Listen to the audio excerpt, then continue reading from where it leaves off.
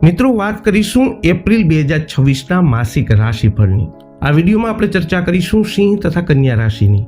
તો નમસ્કાર મિત્રો, અંબા એસ્ટ્રોલોજી ગુજરાતી ચેનલમાં આપ બધાનું ખૂબ ખૂબ હાર્દિક સ્વાગત છે।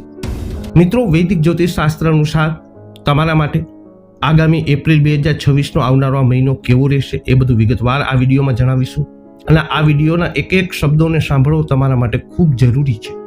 સર્વપ્રથમ જોઈ લઈએ આ મહિનાનું ગ્રહ ગોચર।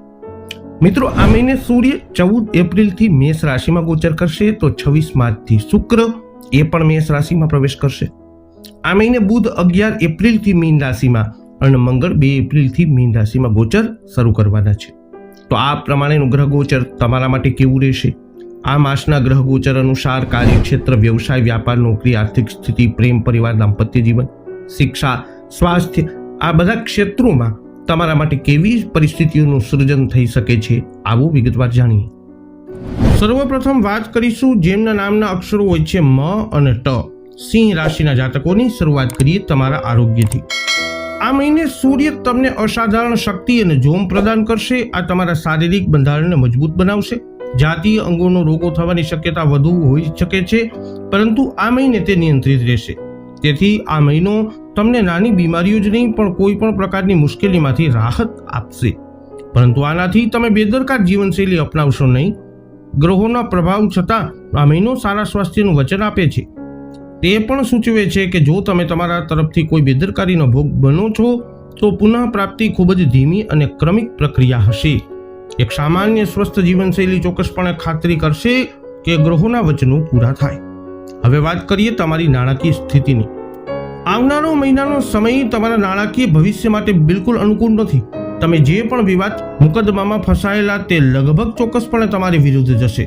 તેથી તમારે વસ્તુઓનું સંચાલન એવી રીતે કરવું જોઈએ કે આ સમયગાળા દરમિયાન આવા કોઈ વિવાદોનો નિર્ણય ન આવે।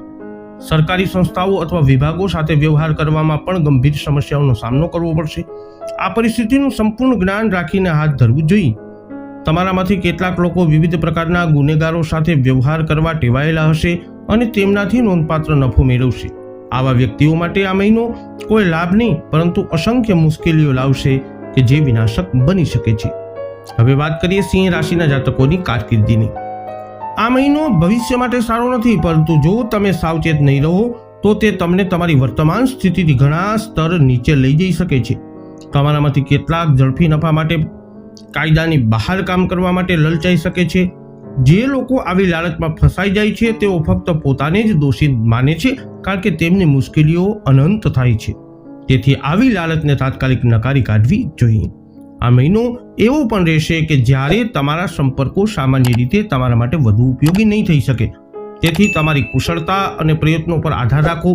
વધુમાં મુશ્કેલ પરિસ્થિતિઓનો અંદાજ લગાવી અને તેમને ટાળી અને તમારા ઉપરી અધિકારીઓ સાથે કોઈ પણ સંઘર્ષ કરવાનું ટાળો। વાત કરીએ સિંહ રાશિના વિદ્યાર્થીઓના શિક્ષણની। આ એક એવો મહિનો હશે જેમાં તમારામાંથી મોટા ભાગના લોકોએ તમારા શિક્ષણને આગળ વધારવા માટે સામાન્ય કરતાં વધુ પ્રયત્નો કરવા પડશે। ટેકનિકલ ડિગ્રી મેળવવા માટે કામ કરતા લોકો તેમના વ્યવહારુ કૌશલ્યના સંદર્ભમાં સંતોષકારક પ્રદર્શન કરી શકે છે।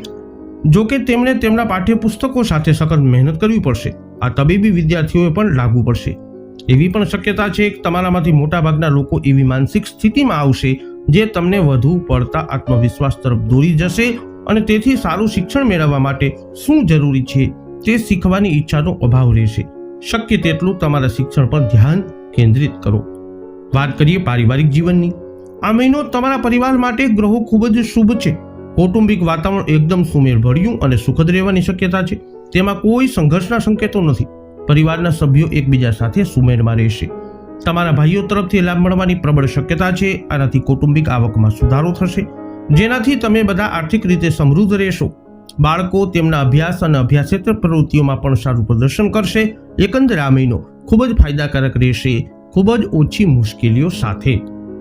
હવે વાત કરીએ જેમના નામના અક્ષર હોય છે પઠણ, કન્યા રાશિની। શરૂઆત કરીએ આરોગ્યથી।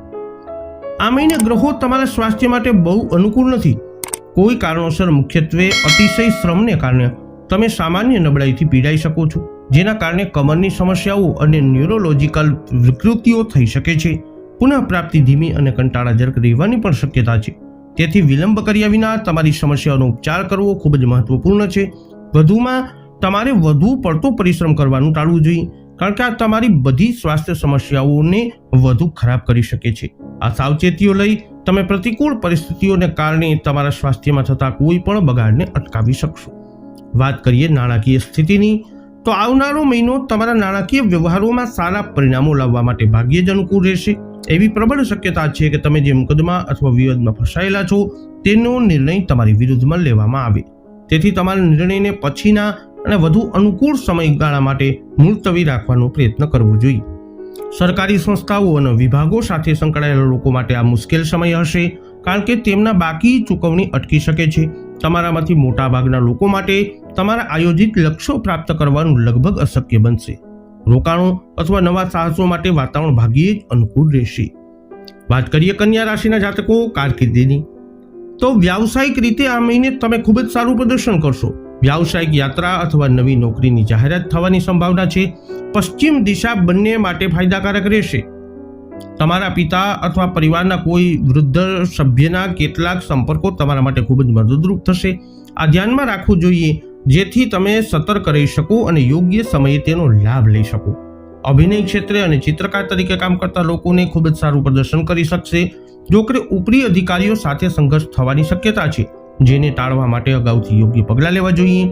આ મહિનો ખૂબ જ સંતોષકારક છે, જે દરમિયાન તમારે વ્યાવસાયિક રીતે સારું પ્રદર્શન કરી લેવું જોઈએ. હવે વાત કરીએ કન્યા રાશિના વિદ્યાર્થીઓની. આ મહિને તમારામાંથી મોટા ભાગના લોકોએ તમારી ઈચ્છા મુજબની સફળતા મેળવવા માટે માનસિક રીતે પોતાને વધુ અભ્યાસ માટે તૈયાર કરી લેવા જોઈએ.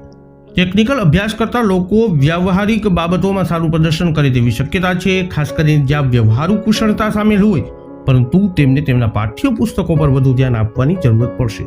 વધુમાં તમારામાંથી કેટલાક આત્મવિશ્વાસ ધરાવતા હોઈ શકે છે અને કૌશલ્યો શીખવા અને આત્મસાત કરવા માટે તૈયાર નથી.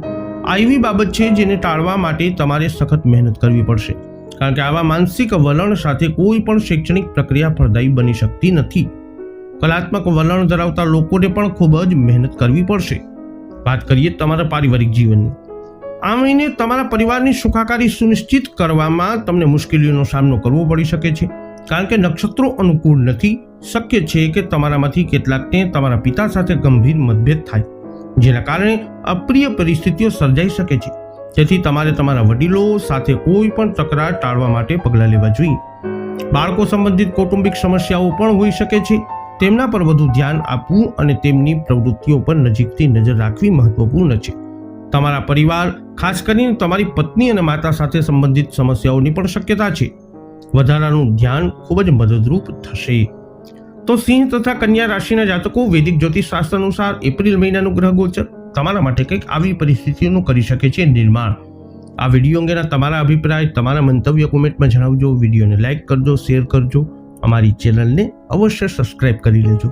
ફરી મળીશું નવા વિડીયોમાં. જય અંબે.